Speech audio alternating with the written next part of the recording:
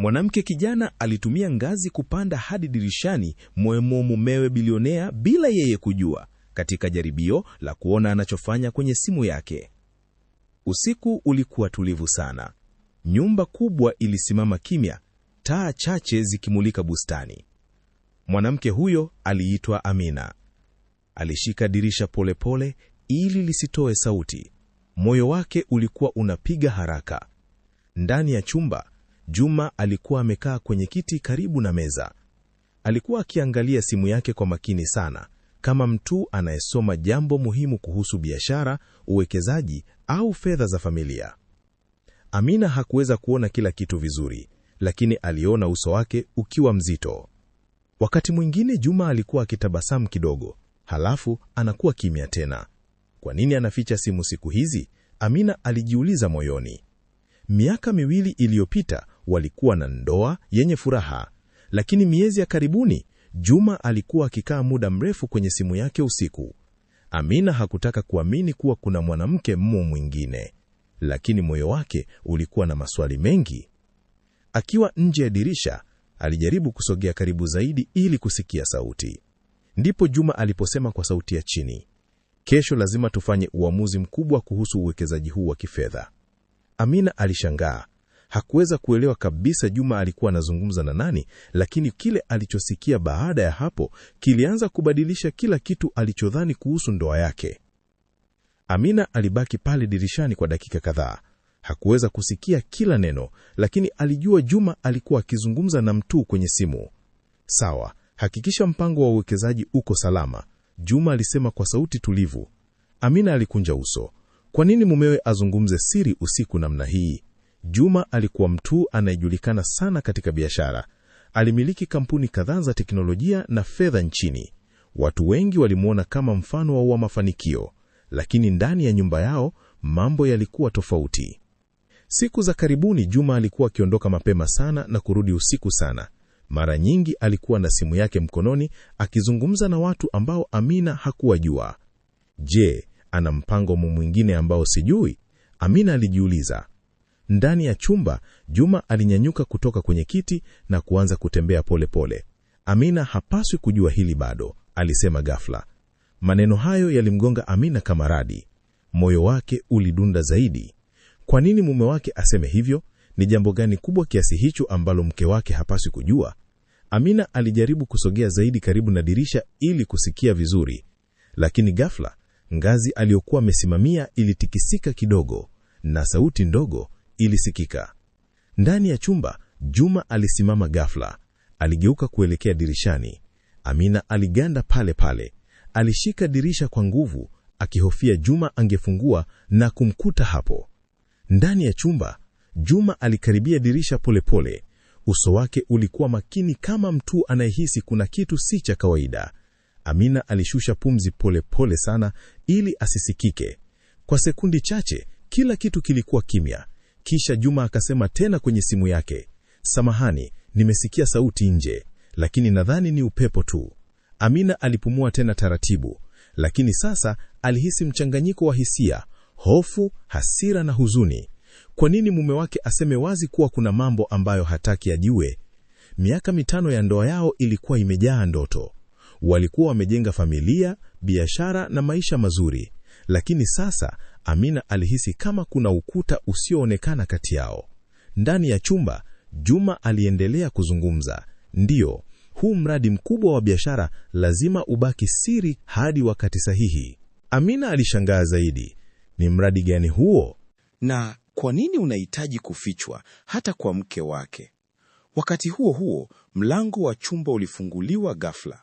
Sauti ya mwanamke ilisikika ndani. "Juma, bado uko macho?" Amina alihisi damu ikisimama mwilini. Kulikuwa na mwanamke mwingine ndani ya chumba cha mume wake. Amina alihisi kama dunia imesimama. Ndani ya chumba, mwanamke huyo aliingia akiwa amevaa koti la kazi. Alikuwa Neema, dada wa Juma mkubwa, ambaye pia alikuwa mshirika wake katika baadhi ya biashara. Lakini Amina hakujua hilo wakati huo. Alipoona mwanamke ndani ya chumba cha mume wake, usiku huo mawazo yake yalichanganyikiwa kabisa. "Bado unaangalia taarifa za uwekezaji wa kampuni?" Neema aliuliza. Juma alitikisa kichwa. Ndiyo, lazima tukamilishe mipango kabla ya mkutano wa kesho. Amina alipunguza hofu kidogo aliposikia mazungumzo yao. Haikuonekana kama mazungumzo ya kimapenzi, lakini bado kulikuwa na siri kubwa. Neema alikaa kwenye kiti. Na kuhusu Amina? Aliuliza kwa sauti ya chini. Juma alinyamaza kwa sekunde kadhaa. Bado sijamwambia, alisema hatimaye. Maneno hayo yalifanya Amina ashikilie dirisha kwa nguvu zaidi. Hivyo, kweli kulikuwa na jambo kubwa analofichwa. Neema aliongea tena. Lakini ukimficha sana, anaweza kufikiria vibaya. Juma alitazama simu yake tena. Ninajua, lakini ninataka kwanza kuhakikisha mpango huu wa kifedha unafaulu. Kisha, nitamwambia kila kitu. Amina alibaki nje ya dirisha akijiuliza, ni siri gani kubwa inayohusisha pesa na familia ambayo mume wake anamficha? Usiku ule, Amina alishuka polepole kutoka kwenye ngazi. Miguu yake ilikuwa dhaifu kwa mawazo mengi yaliyokuwa kichwani. Alitembea kuelekea chumba chake kwa hatua za taratibu. Maswali yalikuwa mengi kuliko majibu.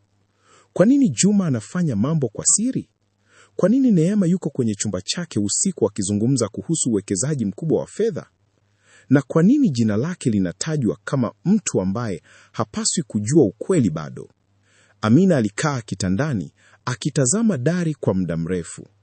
Alimkumbuka Juma wa zamani, mwanaume aliyemshika mkono siku ya harusi yao na kusema, tutajenga maisha yetu kwa uaminifu na heshima. Je, mambo yalibadilika lini? Asubuhi ilipofika, Juma alikuja mezani kwa kifungua kinywa kama kawaida. Alitabasamu kidogo. Habari ya asubuhi, Amina. Amina alimtazama kwa macho makini. Kwa mara ya kwanza katika ndoa yao, alihisi kama anamwangalia mtu ambaye ana siri nzito moyoni. Na moyoni mwake, alijiapisa jambo moja. Hata kama itachukua muda gani, lazima ajue ukweli wote kuhusu mpango huu wa kifedha, biashara ya mume wake, na siri ambayo inaonekana kubadilisha maisha yao polepole. Lakini hakujua kabisa kwamba ukweli halisi ungekuwa mkubwa zaidi kuliko alivyowahi kufikiria. Asubuhi ile mezani kulikuwa na kimya kisicho cha kawaida. Amina alimimina chai polepole huku akimtazama Juma KWA pembeni. Juma alikuwa akisoma ujumbe kwenye simu yake mara KWA mara. Leo naenda ofisini mapema? Amina aliuliza KWA sauti ya kawaida. Juma alinyanyua macho kidogo. Ndio, kuna mkutano muhimu wa biashara na uwekezaji. Amina alitikisa kichwa, lakini moyoni alikumbuka maneno aliyosikia usiku. Mkutano kuhusu nini hasa? Aliuliza KWA utulivu. Juma alikaa kimya kwa sekunda chache kabla hajajibu. Ni kuhusu mradi mkubwa wa kifedha tunaopanga kuanzisha. Alisema hivyo kwa haraka kama mtu anayetaka kumaliza mazungumzo. Amina alihisi kitu kisichoeleweka. Juma alikuwa akimwambia ukweli nusu tu.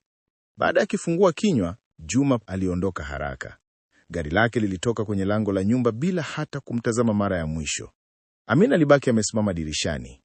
Kwa mara ya kwanza tangu ndoa yao ianze, alihisi kama mgeni ndani ya maisha ya mume wake mwenyewe. Na moyoni aliamua jambo moja muhimu. Leo angeanza kutafuta ukweli mwenyewe, hata kama ukweli huo ungeumiza moyo wake. Baada ya Juma kuondoka, Amina alikaa sebuleni kwa muda mrefu akifikiria. Simu yake ililia ghafla. Ilikuwa rafiki yake wa karibu, Salma. Habari Amina, umekuwa kimya siku hizi, Salma alisema. Amina alisita kidogo kabla ya kujibu. Salma, nahisi kuna kitu Juma ananificha. Salma alinyamaza kwa sekunde kadhaa. Kitu gani? Amina alimweleza kidogo kuhusu mazungumzo aliyosikia usiku. Salma alifikiria kwa makini. Juma ni mtu wa biashara kubwa na uwekezaji, sivyo? Ndiyo, Amina akajibu. Basi inaweza kuwa jambo la kazi tu. Lakini kama moyo wako una mashaka, tafuta ukweli kwa utulivu. Maneno hayo yaligusa moyo wa Amina. Hakutaka kuvunja ndoa yake kwa tuhuma zisizo na msingi, lakini pia hakutaka kuishi katika giza la siri. Baada ya kumaliza simu, Amina aliamua kufanya jambo ambalo hakuwahi kufanya kabla. Aliingia kwenye chumba cha kazi cha Juma. Chumba hicho kilikuwa na mafaili mengi ya fedha, biashara na uwekezaji wa kampuni.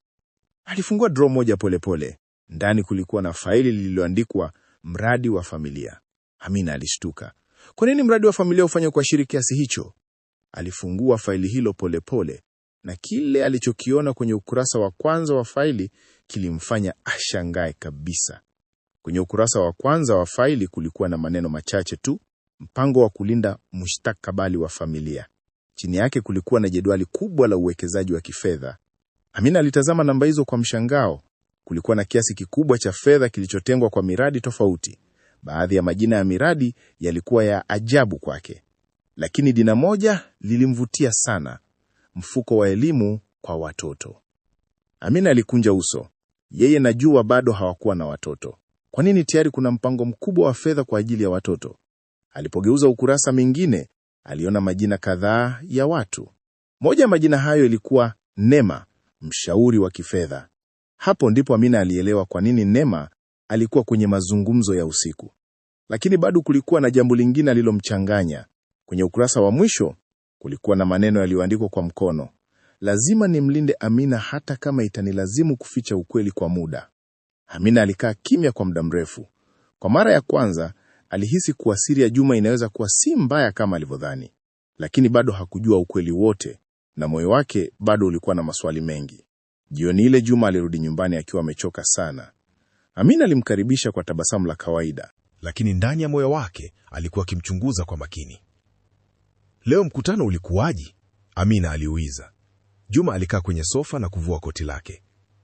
Ulikuwa mrefu, lakini muhimu kwa mustakabali wa biashara na uwekezaji wetu. Amina alikaa karibu naye. Kwa sekunde chache walikuwa kimya. Kisha Amina akauliza polepole, Juma, kuna kitu unaficha? Juma alimwangalia kwa mshangao. Kwa nini unasema hivyo? Amina alishusha pumzi. Kwa sababu nahisi kuna mambo mengi yanayotokea ambayo sijui. Juma alikaa kimya kwa muda, kisha akasema kwa sauti ya utulivu, Amina, wakati mwingine mtu huficha jambo si kwa sababu ya ubaya, bali kwa sababu anataka kulinda wale anaowapenda. Maneno hayo yalimgusa Amina, lakini pia yaliongeza mashaka. Kulinda kutokana na nini? Ni hatari gani inayohusisha fedha, biashara na familia yao? Amina hakujua kwamba siku chache zijazo zingebadilisha maisha yao kabisa. Usiku wa Amina hakulala mapema. Alikaa dirishani akitazama nje ya bustani. Mawazo yake yalikuwa mengi. Kwa upande mmoja, alihisi Juma bado anampenda. Kwa upande mwingine, siri hiyo ilikuwa kama ukuta kati yao. Alikumbuka maneno aliyosoma kwenye faili: lazima nimlinde Amina. Kulinda kutokana na nini? Wakati huo ndani ya chumba cha kazi, Juma alikuwa akizungumza tena na Neema kwenye simu. Amina anaanza kushuku, Juma alisema kwa sauti ya chini. Neema akajibu kwa wasiwasi, basi huwezi kuchelewa sana kumwambia ukweli. Juma alitazama dirisha la mbali. Bado mapema. Kama watu wale wakijua mpango huu, familia yangu inaweza kuwa hatarini. Maneno hayo yalikuwa mazito. Kulikuwa na watu wengine wanaohusika, na jambo hilo lilikuwa kubwa kuliko uwekezaji wa fedha peke yake. Hata Juma mwenyewe hakuonekana kuwa na amani. Na mbali kidogo, Amina bado alikuwa dirishani akitazama giza. Hakujua kabisa kwamba siri ya mume wake ingeanza kufunguka hivi karibuni kwa njia ambayo hakuna hata mmoja wao alitarajia. Siku iliyofuata ilianza kuwa hali ya kawaida, lakini moyoni mwa Amina kulikuwa na mawazo mengi. Alikuwa jikoni akipanga vyombo wakati Juma alipoingia. Amina, leo nitarudi kuchelewa kidogo, Juma alisema. Amina aligeuka na kumtazama. Kazi tena? Juma alitikisa kichwa. Ndiyo, kuna mkutano mwingine kuhusu uwekezaji wa kampuni na usalama wa fedha. Maneno hayo hayakuwa mapya, lakini safari hii Amina aliyasikiliza kwa makini zaidi. Alijiuliza kama mkutano huo ulikuwa sehemu ya siri ile ile aliyokuwa akijaribu kuielewa. Baada ya Juma kuondoka, Amina aliamua kwenda kumtembelea mtu mmoja ambaye angeweza kumsaidia. Mtu huyo alikuwa Mama Juma, mama mke wake. Mama huyo alikuwa mwanamke mwenye busara sana na alijua historia nyingi za familia yao. Amina alipofika, mama mke wake alimkaribisha kwa furaha. Karibu binti yangu, alisema kwa upole. Walikaa pamoja wakinywa chai. Baada ya mazungumzo ya kawaida, Amina aliuliza swali ambalo lilikuwa linamsumbua sana. Mama, je, Juma huwa anafanya mambo ya uwekezaji wa familia kwa siri? Mama mke wake alimtazama kwa makini kabla ya kujibu. Kwa nini unauliza hivyo Amina? Amina alinyamaza kidogo, lakini moyoni alijua alikuwa karibu sana na ukweli. Mama Juma alikaa kimya kwa muda mfupi, kana kwamba anafikiria kwa makini. Kisha akasema kwa sauti ya utulivu, Juma ni mtu anayependa kulinda familia yake. Amina alisikiliza kwa makini. Mama huyo aliendelea kusema, tangu baba yake afariki, Juma amekuwa akifanya kazi sana kuhakikisha familia ina usalama wa kifedha na uwekezaji wa kudumu. Maneno hayo yalikuwa na uzito mkubwa, lakini bado hayakujibu swali la Amina kikamilifu. Mama, Amina aliuliza tena kwa upole, lakini kwa nini baadhi ya mambo yafanywe kwa siri? Mama Juma alimtazama kwa macho ya huruma. Kuna mambo ya biashara ambayo wakati mwingine yanahitaji subira kabla ya kuyaeleza. Amina alifikiria kwa muda. Huenda kweli ilikuwa hivyo, lakini bado kulikuwa na jambo moja lililomchanganya sana. Mama alisema tena kwa upole, je, kuna watu wanaoweza kuwa hatari kwa Juma kwa sababu ya fedha au biashara zake? Mama mke wake alishusha pumzi pole pole. Kwa sekunde chache alionekana kama mtu anayekumbuka jambo la zamani. Kisha akasema maneno ambayo yalimfanya Amina ashangae sana.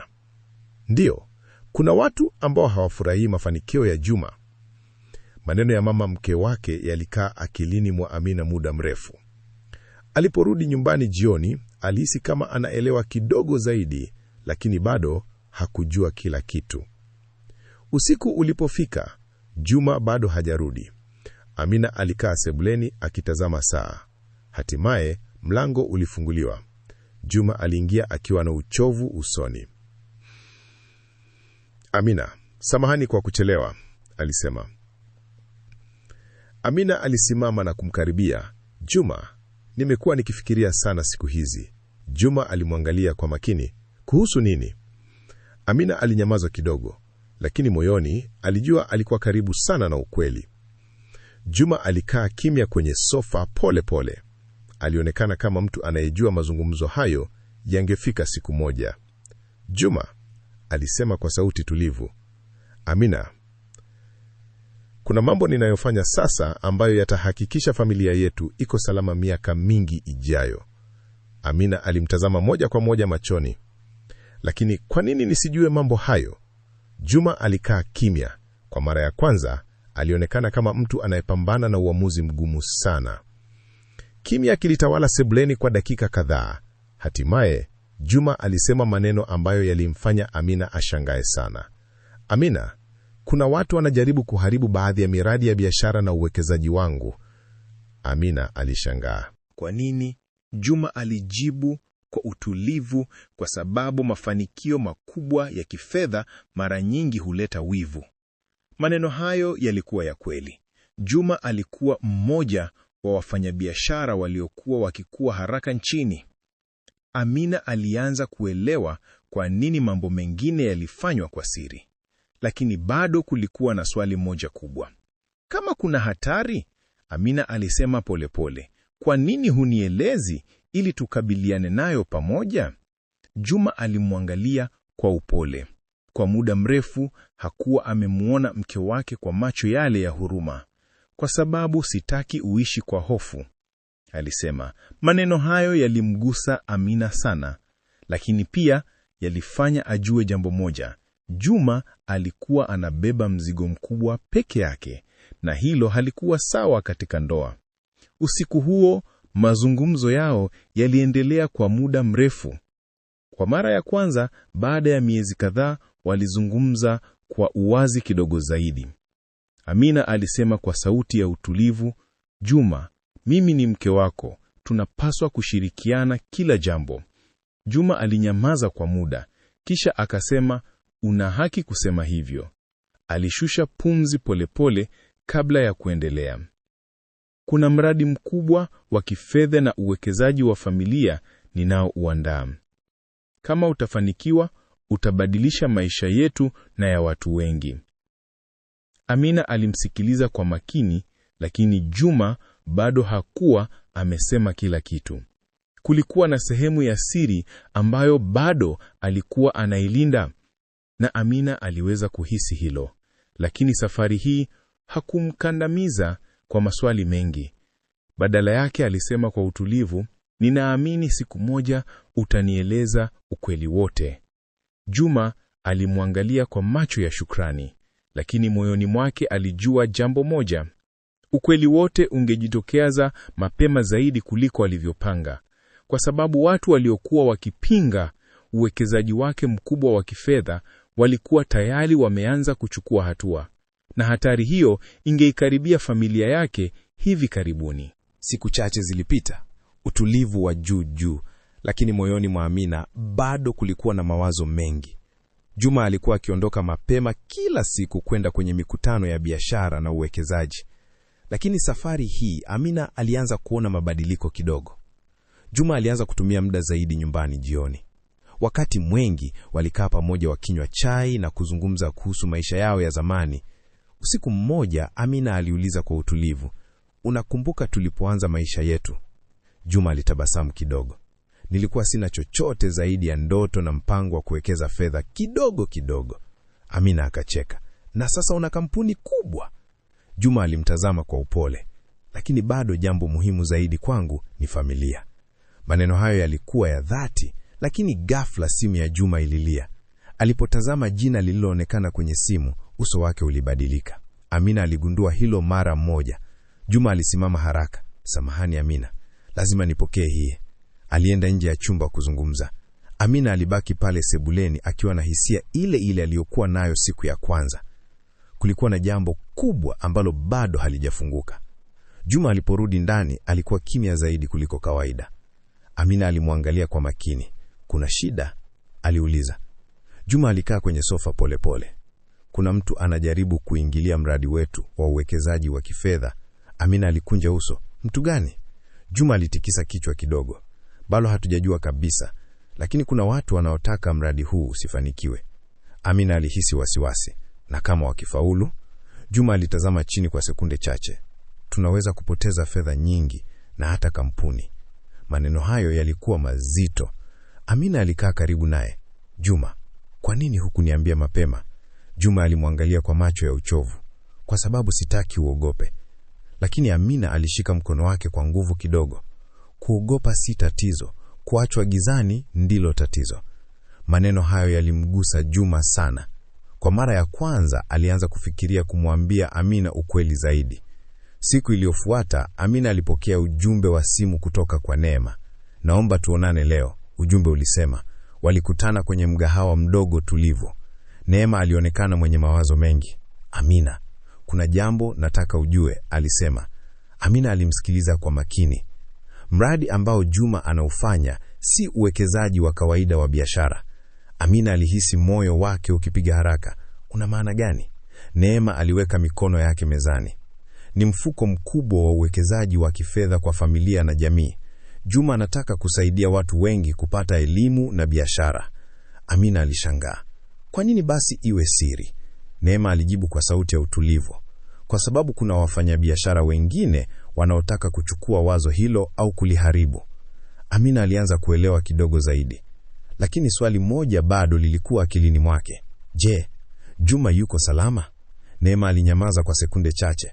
Kisha akasema maneno ambayo yaliongeza wasiwasi zaidi. "Hatuwezi kuwa na uhakika kabisa." Jioni ile Amina aliporudi nyumbani alikuta Juma tayari amefika. Alionekana kama mtu aliyekuwa akimsubiri. "Amina, nilikuwa nataka kuzungumza nawe," Juma alisema. Amina alikaa karibu naye. "Mimi pia." Kwa muda mfupi walitazamana kimya. Hatimaye Amina alisema, "Nimeonana na Neema leo." Juma alishtuka kidogo. "Alikuambia nini?" Amina alijibu kwa utulivu, "Nimeambiwa kuhusu mfuko wa uwekezaji wa familia na jamii." Juma alishusha pumzi polepole. Alionekana kama mtu ambaye hatimaye amefikia mwisho wa kuficha mambo. "Amina, ni kweli," alisema. "Kuna mpango mkubwa wa fedha na biashara ambao unaweza kusaidia watu wengi." Amina alimsikiliza kwa makini. "Basi, kwa nini usinihusishe?" Juma alimwangalia kwa macho ya dhati. "Kama mambo yataenda vibaya, sitaki wewe uathirike." Lakini Amina alitikisa kichwa. "Katika ndoa, tunabeba mambo pamoja." Maneno hayo yalimgusa Juma sana. Usiku huo, walikaa pamoja kwa muda mrefu wakizungumza. Kwa mara ya kwanza, Juma alianza kufungua moyo wake zaidi. Alimweleza jinsi alivyotaka kutumia sehemu ya utajiri wake wa kifedha kusaidia vijana kupata elimu na kuanzisha biashara. Amina alimsikiliza kwa macho yenye mshangao na heshima. Hiyo ni ndoto nzuri sana, alisema. Lakini Juma aliongeza kwa sauti ya polepole, ndio maana baadhi ya watu wanataka kuizuia. Amina alihisi wasiwasi. Kwa nini mtu azuie kitu kizuri hivyo? Juma alijibu kwa utulivu, kwa sababu wakati mwingine watu wanaogopa mabadiliko. Amina alishika mkono wake. Basi, hatupaswi kukata tamaa. Juma alitabasamu kidogo, lakini moyoni mwake alijua jambo moja muhimu. Hatari bado haijaisha. Watu waliokuwa wanapinga mradi wake wa uwekezaji wa kifedha walikuwa wakipanga hatua nyingine. Na hatua hiyo ingeanza kuonekana hivi karibuni. Na safari hii ingelihusisha familia yake moja kwa moja. Siku chache baadaye, maisha ya nyumbani yalionekana kurudi katika hali ya kawaida. Lakini nyuma ya pazia, mambo yalikuwa yanaendelea kwa kasi. Juma alikuwa na mikutano mengi kuhusu mradi wake wa uwekezaji wa kifedha. Watu wengi walikuwa wanavutiwa na wazo lake la kuanzisha mfuko wa kusaidia elimu na biashara ndogo. Amina alianza kumwona mume wake kwa macho mapya. Aligundua kuwa juhudi zake hazikuwa kwa ajili ya utajiri wake pekee, bali pia kwa ajili ya kusaidia wengine. Usiku mmoja, walikuwa wamekaa bustanini. Amina, Juma alisema kwa sauti tulivu, kuna uwezekano mradi huu kaanza rasmi ndani ya wiki chache. Amina alitabasamu. Hiyo ni habari nzuri. Lakini Juma hakutabasamu sana. Kuna watu bado wanajaribu kuuzuia. Amina alimtazama kwa makini. Unadhani wanaweza kufanikiwa? Juma alitikisa kichwa polepole. Sijui. Lakini lazima tuwe waangalifu. Wakati huo huo, mbali kidogo na nyumba yao, watu wawili walikuwa wakizungumza ndani ya gari lililosimama gizani. Je, umehakikisha mipango yetu iko tayari? Mmoja wao aliuliza. Yule mwingine akajibu kwa sauti ya chini. Ndiyo, mradi wa uwekezaji wa Juma hautaanza kama anavyofikiria. Asubuhi iliyofuata, Juma alipokea simu ya ghafla akiwa ofisini. Aliposikia habari hiyo, alinyamaza kwa muda mrefu. Asante kwa kunijulisha, alisema kisha akakata simu. Uso wake ulionekana kuwa mzito sana. Neema, aliyekuwa karibu naye, aliuliza, kuna nini? Juma alijibu kwa sauti ya utulivu lakini yenye uzito. Kuna mtu amejaribu kuharibu sehemu ya mpango wetu wa uwekezaji wa kifedha. Neema alishtuka. Wamefanyaje? Juma alieleza kuwa baadhi ya nyaraka muhimu za biashara zilikuwa zimevuja kwa watu wasiopaswa kuziona. Hilo lingeweza kusababisha matatizo makubwa. Hii inaonyesha kuna mtu karibu nasi anayefanya hivyo, Neema alisema. Juma alikubaliana, lakini jambo lililomsumbua zaidi lilikuwa familia yake. Alijua watu wanaopinga mradi huo wanaweza kujaribu njia nyingine, na njia hiyo inaweza kumhusisha Amina. Kwa hiyo, jioni ile alirudi nyumbani mapema kuliko kawaida. Alitaka kuhakikisha mke wake yuko salama. Lakini alipofika nyumbani, aligundua jambo ambalo halikumfurahisha. Amina hakuwa nyumbani. Amina alikuwa amekwenda sokoni kununua vitu vya nyumbani. Alikuwa akitembea taratibu akifikiria mazungumzo yake ya mwisho na Juma. Alijisikia fahari kuona ndoto ya mume wake inalenga kusaidia watu wengi kupitia fedha na uwekezaji wa kifedha. Lakini ghafla alihisi kama mtu anamtazama. Aligeuka nyuma polepole. Kulikuwa na wanaume wawili waliokuwa wamesimama karibu na gari. Walionekana kama watu wa kawaida, lakini macho yao yalikuwa yanamfuatilia. Amina alihisi wasiwasi kidogo. Aliendelea kutembea haraka kuelekea upande mwingine wa soko. Baada ya dakika chache, aliona gari lile lile likipita polepole karibu naye. Moyo wake ulianza kupiga haraka.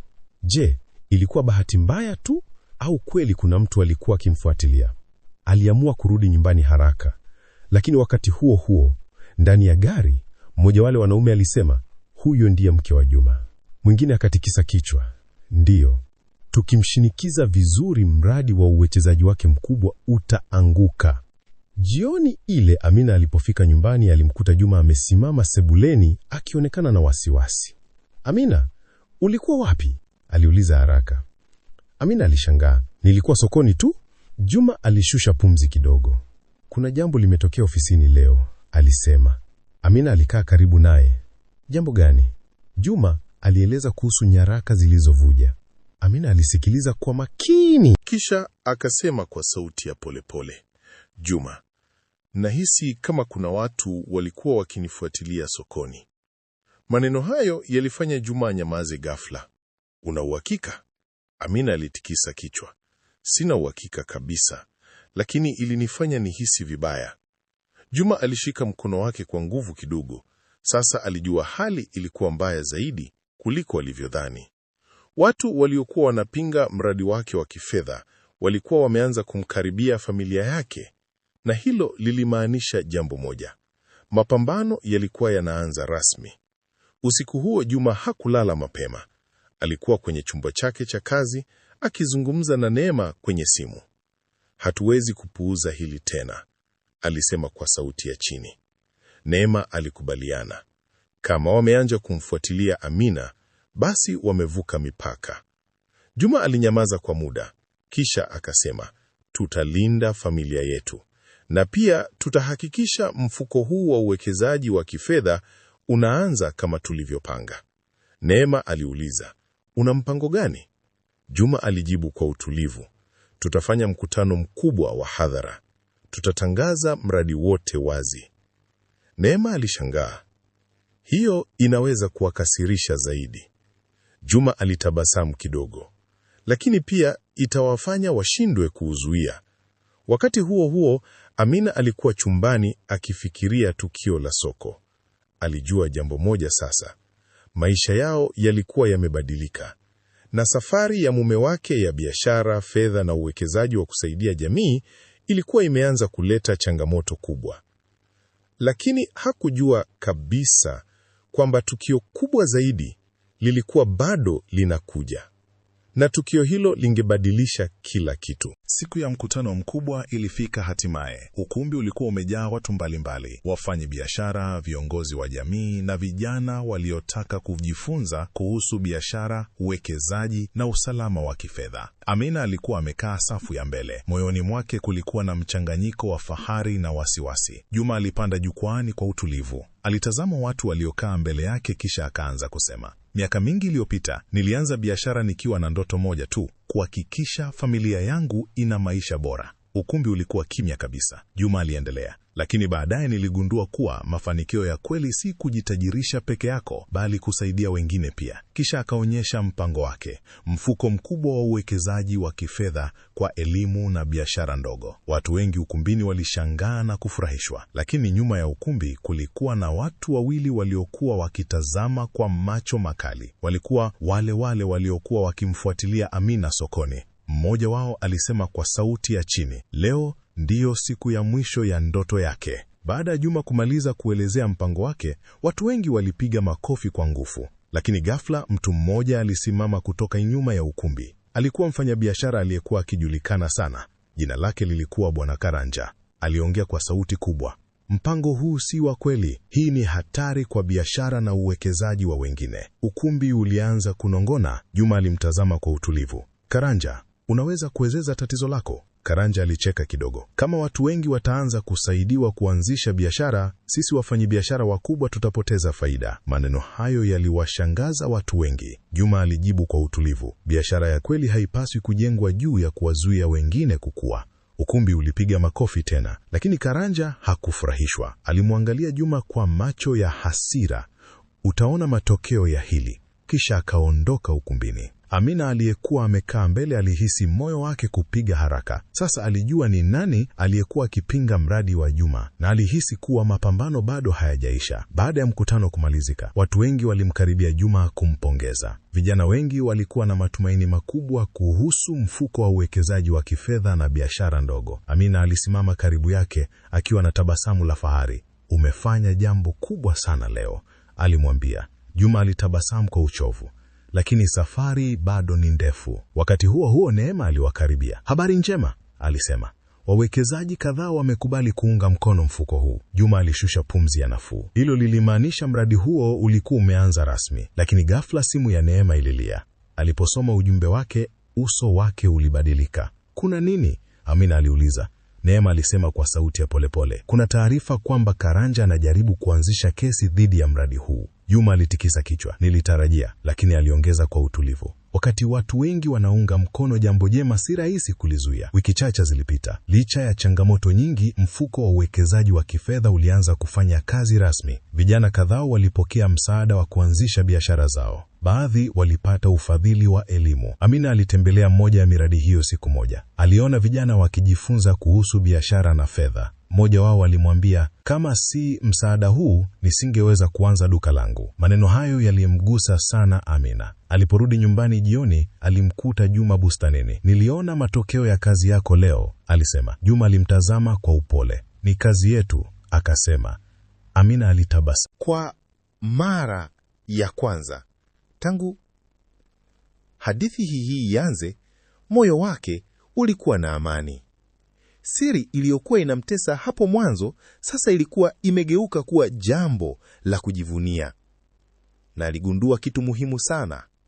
Wakati mtu anaweza kuficha jambo kwa muda, si kwa sababu ya ubaya, bali kwa sababu anataka kulifanya vizuri kwanza. Miezi kadhaa baadaye, maisha yao yalikuwa yamebadilika. Mfuko wa uwekezaji wa biashara na elimu ulikuwa umesaidia watu wengi zaidi kuliko walivyotarajia. Siku moja jioni, Amina na Juma walikuwa wamekaa bustanini wakitazama machweo ya jua. Amina alitabasamu kidogo. Unajua jambo la ajabu? Alisema. Lipi? Juma akauliza. Siku ile nilipanda ngazi kwenda dirishani kukuangalia kwenye simu. Juma alicheka kwa mshangao. Kweli? Ulifanya hivyo? Amina alitikisa kichwa. Ndiyo. Nilidhani una siri mbaya. Juma alicheka tena. Na sasa unajua ilikuwa siri gani? Amina alishika mkono wake. Ilikuwa siri nzuri. Walikaa kimya kwa muda, wakitazama bustani. Maisha yao hayakuwa bila changamoto, lakini walijifunza jambo moja muhimu. Uaminifu, upendo na maono ya kusaidia wengine vinaweza kubadilisha maisha ya watu wengi. Na kwa Amina, siku ile ya kupanda dirishani ndio iliyokuwa mwanzo wa kuelewa moyo wa kweli wa mume wake. Hadithi yao haikuishia hapo, lakini safari yao ya familia, biashara na uwekezaji wa kusaidia jamii ilikuwa imeanza rasmi.